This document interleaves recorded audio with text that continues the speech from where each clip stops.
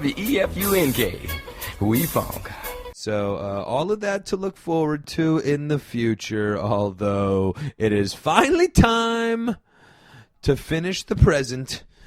And that is what we will do on Saturday night, and I guess that is what we will do right here, right now on the KO cast.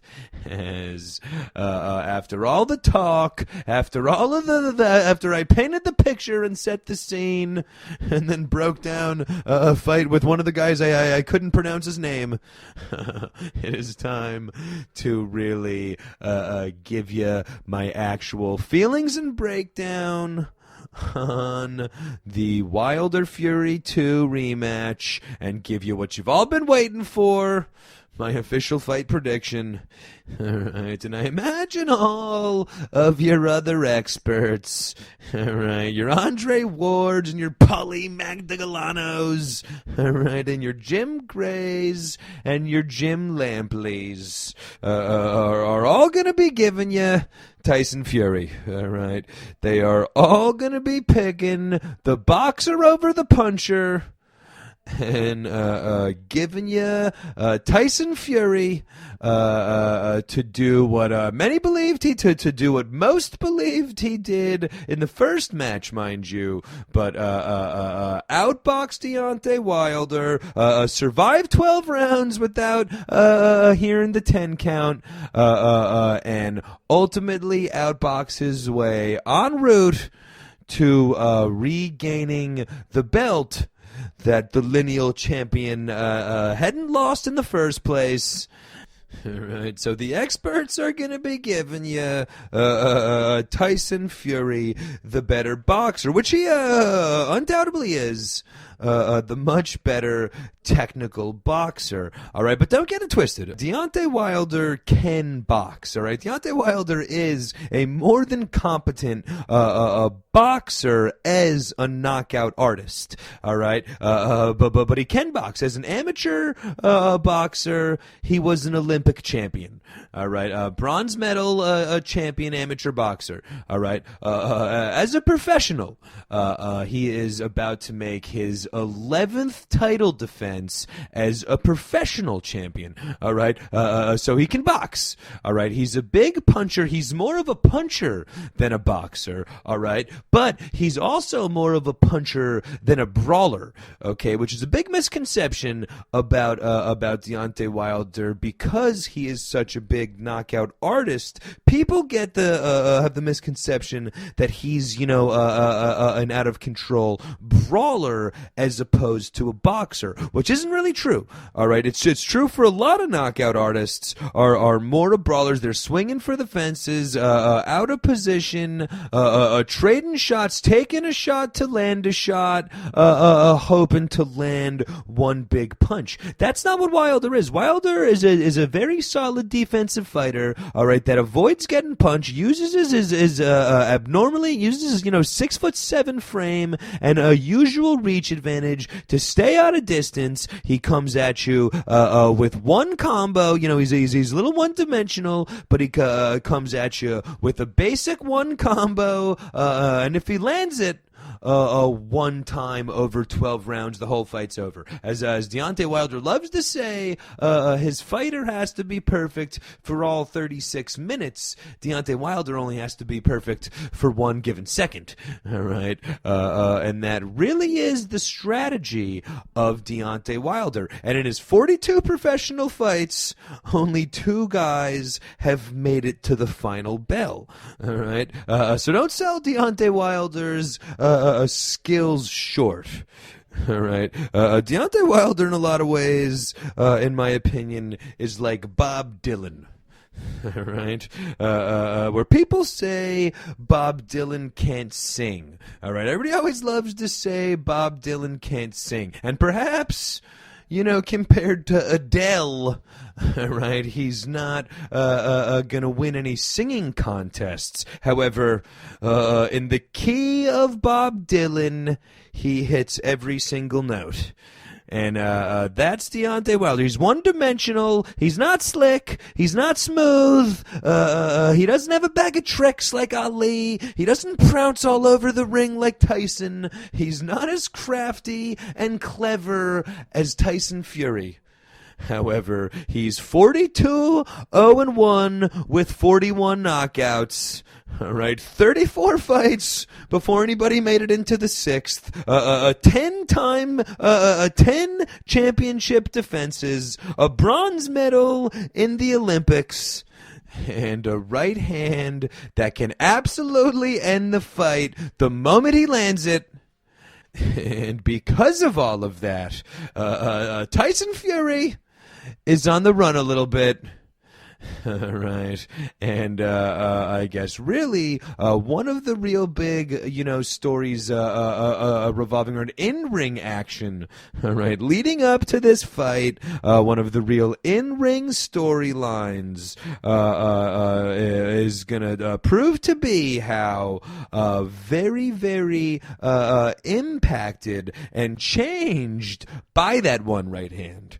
Right, and how despite the fact that he made the 10 count and got up, how that right hand punch in the 12th round of a fight 14 months ago may very well impact and determine the 12 rounds that we see this Saturday night as ahead of the biggest fight of his career, Tyson Fury deciding to change trainers and leaving Ben Davidson, the trainer that he's been with since coming back after the whole Klitschko fight and all, and the guy that's been with him through this whole comeback and road to recovery, overcoming mental illness and depression and addiction and all the out-of-the-ring ways that we heard Ben Davidson help save Tyson Fury's life ahead of the biggest fight of his career. Tyson Fury leaving his longtime friend and trainer in honor of Sugar Hill Stewart and Kronk Jim.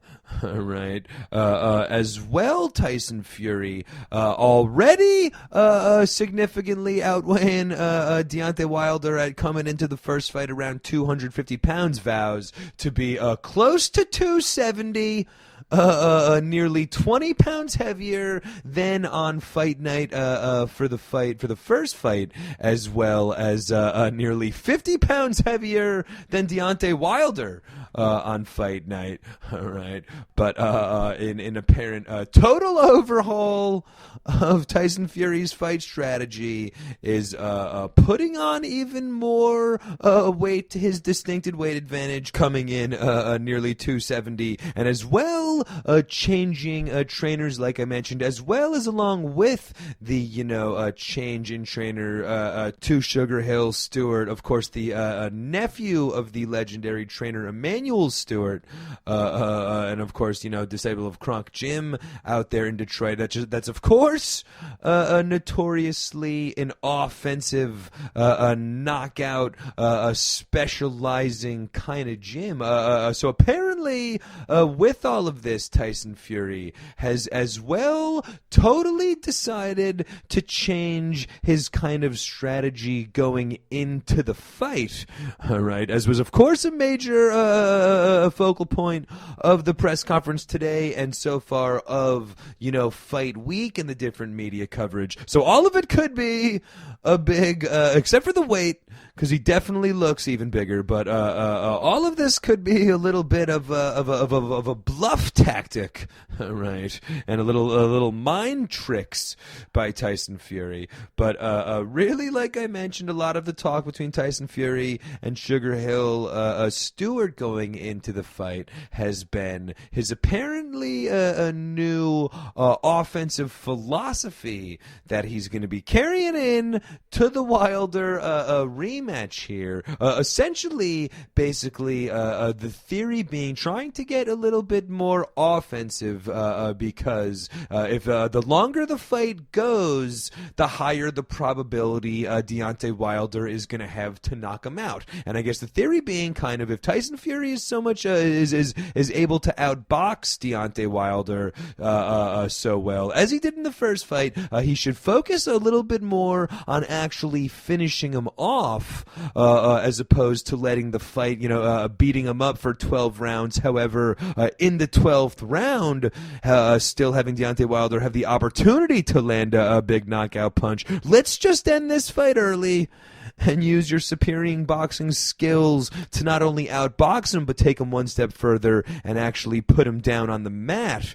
All right. I guess a similar strategy, I guess, akin to blitzing a real high-powered offense in the NFL. All right. So think, if you're going against, the Saints in the Dome or the Greatest Show on Turf or one of these real explosive high-powered offenses, do you sit back in a prevent defense and try to do you sit back in a prevent defense and give him the opportunity to kind of pick you apart over the fourth quarter, or do you apply some pressure, potentially leaving yourself vulnerable to give up a big long touchdown, however, as well, leaving yourself the chance to let your defense do a bit of the work and smother the offense. So a similar strategy for Tyson Fury in this matchup. That's, I guess, kind of coming at it from a little bit of that,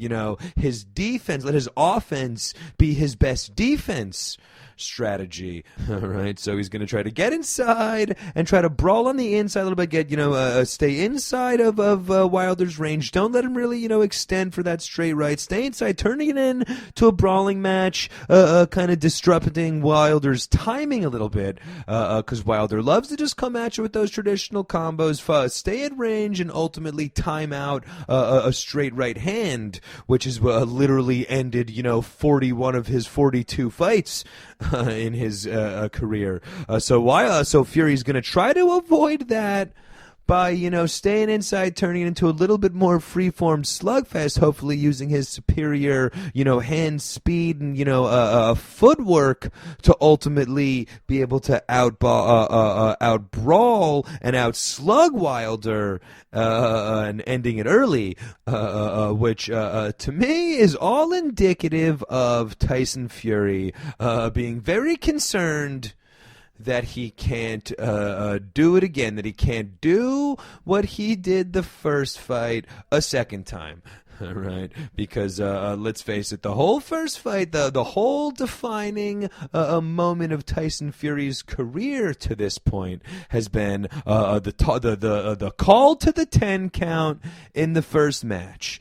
All right, and we heard a lot about it today at the press conference that Tyson Fury has taken Deontay Wilder's best shot, and he's lived to tell about it. And Tyson Fury has taken everything Deontay Wilder has given him, and he's been able to get up, and he'll be able to do it again.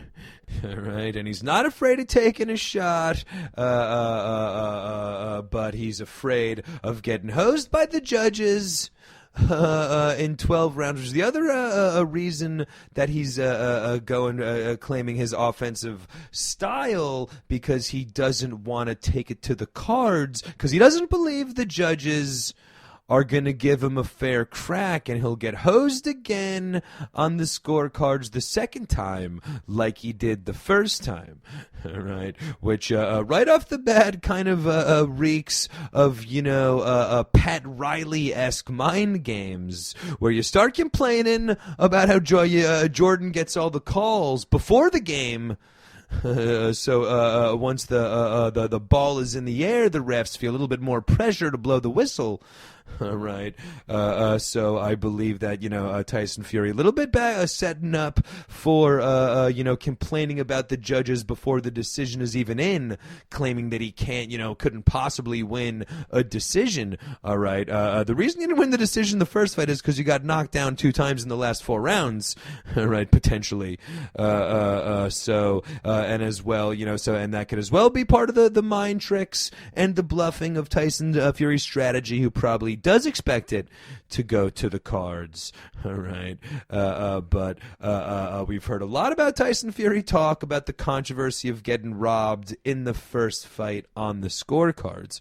All right. One of the things, however, that we haven't heard much about was one of the other controversies in that 12th round and in the final decision of that first match. All right.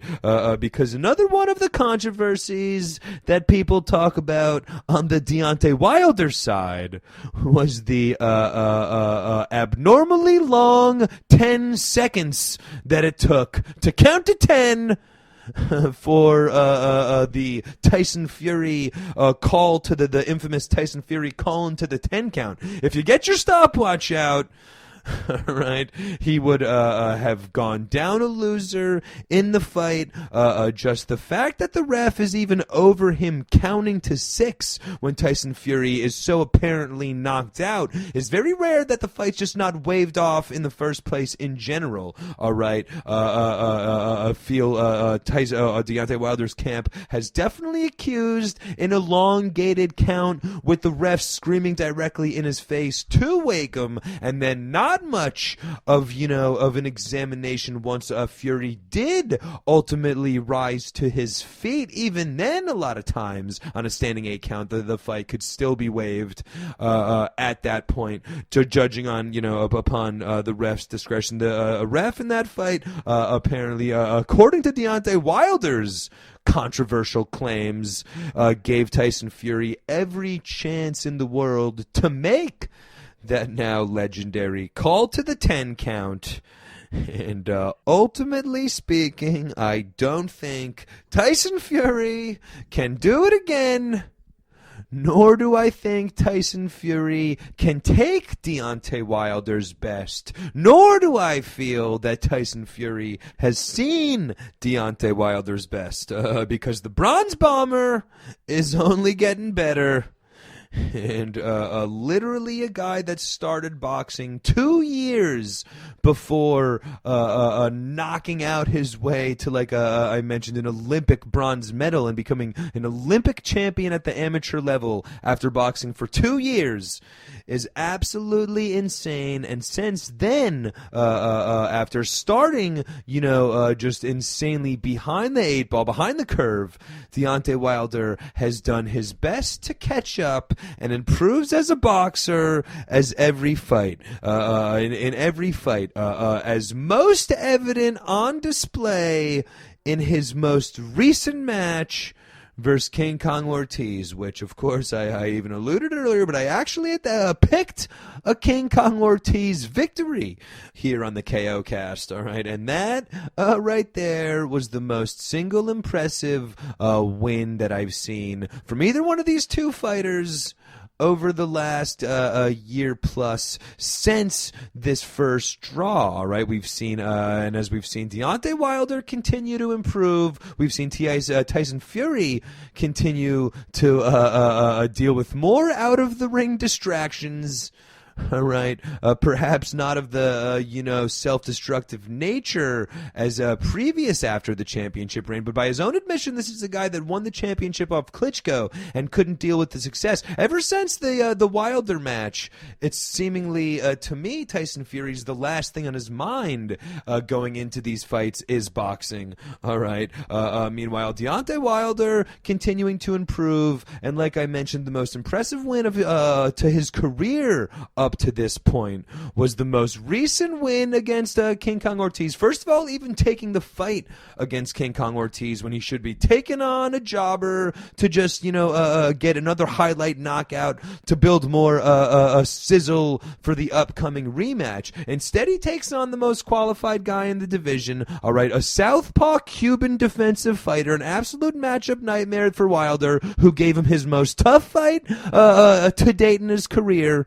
All right, and responds by looking significantly better than he did the first time, knocked him out a couple of rounds earlier, and just overall proved that he is continuing to get better And if that is what we see in this fight on Saturday night, if we see a better Deontay Wilder, and watching the first fight again, this week in preparation, but Deontay Wilder has so much room for improvement from that first fight into Saturday night for the rematch, where if Deontay Wilder looks like he did against King Kong Ortiz a couple of months ago, as opposed to versus Tyson Fury last December, the Bronze Bomber has a great chance of doing exactly what he did to Mr. Ortiz and getting that knockout a couple of rounds earlier, landing that big shot a couple of rounds earlier than he did in the 12th round of the last fight. As well, I would be very concerned by the change in philosophy and strategy by Tyson Fury for a couple of different reasons.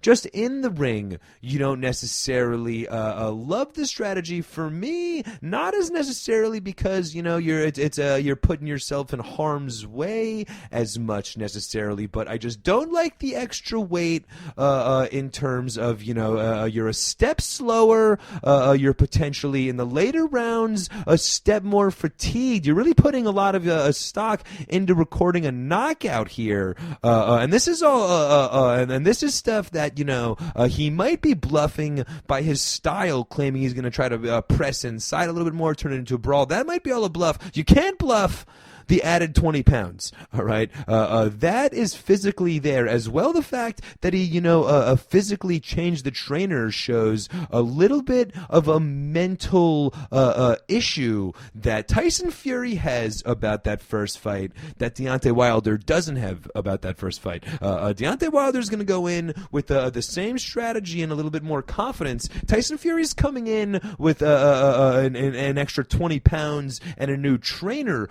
All of that is because Tyson Fury wasn't as confident as he's been as all of his statements about that first fight. He's not as confident that he can do it again because the proof of all of that is in the actions of gaining the weight and changing the trainer. All right. Meanwhile, for Deontay Wilder, it's the same old Deontay till this day. As for Deontay Wilder, nothing's changed for Deontay since Deontay Wilder wanted to immediately run this back the first time. All right, nothing changed when Deontay Wilder went in and knocked out Dominic Breazeale in a hilarious highlight reel first round knockout. Same old Deontay that took care of the third best heavyweight in the division a couple rounds earlier in King Kong Ortiz, like I mentioned. Same old trainer to this day, same old Deontay Wilder to this day, only getting better and better till this day. And on Saturday, Tyson Fury is going to see the best Deontay Wilder that he has seen or that anybody's seen, because he's getting better till this day. And I believe that is going to be the big story, and ironic in a lot of ways as well, I do believe, as like I mentioned, Deontay Wilder really, seemingly more so than Tyson Fury, really wanted to run this back after the first one 14 months ago. However, Tyson Fury was a little bit more concerned with turning it in to the bigger-than-life event that they've tried to create, and Tyson Fury's been a little bit more concerned with turning himself into the global brand, and to the pop culture entertainer, a transcendent figure in sports. That's seemingly been a little bit more of the concern for Tyson Fury over the last 14 months, where since the last fight, Tyson Fury, he got a little famous as well. However, he got 65 stitches in his eye, a new trainer, and 20 extra pounds. All right. While Deontay Wilder got 2 more knockouts to his resume, and that much better. And ultimately speaking, I do believe that very well could be the difference in this fight, where if this fight took place in May of 2019, 5 months after the first one, based on the results of the first one, I feel Tyson Fury probably would have been able to outbox him, again, survive the 12 rounds, however, add a little bit more offense, like he said, and actually put him on the mat. All right. However, over the last 14 months, I've seen Deontay Wilder significantly improve, get better at what he's already amazing at. And I do believe that on Saturday night, Deontay Wilder will add another knockout to his resume, make his 11th defense of his championship belt, put an exclamation point on one of the great rivalries of the era, give himself a signature moment in the career and a real coming out party to the American public, and set up a grand unification bout against Anthony Joshua for all 4 heavyweight championship belts, and continue to further catapult the sport of boxing into the golden age that is underway. I guess for my official fight prediction, Deontay Wilder by knockout. However, after Tyson Fury flips the script on us, however, as I do see Tyson Fury living up to his word, coming out aggressive, scoring a 3rd round knockdown versus Deontay Wilder, who proves the heart of a champion. And this time, it's Deontay Wilder who answers the 10 count. All right. And down on the cards, as he always is, in the 8th, Deontay Wilder yells timber and strikes down the giant for the epic moment that his career has been looking for. And the bronze bomber, the Olympic champion, the 11-time defending heavyweight champion will have the biggest moment of his career. And I guess for your official bets, you're taking Wilder by knockout. You're taking under 10.5 rounds. And for your round placement props, we got Wilder by knockout in the 8th. Big F! WEFUNK. We funk.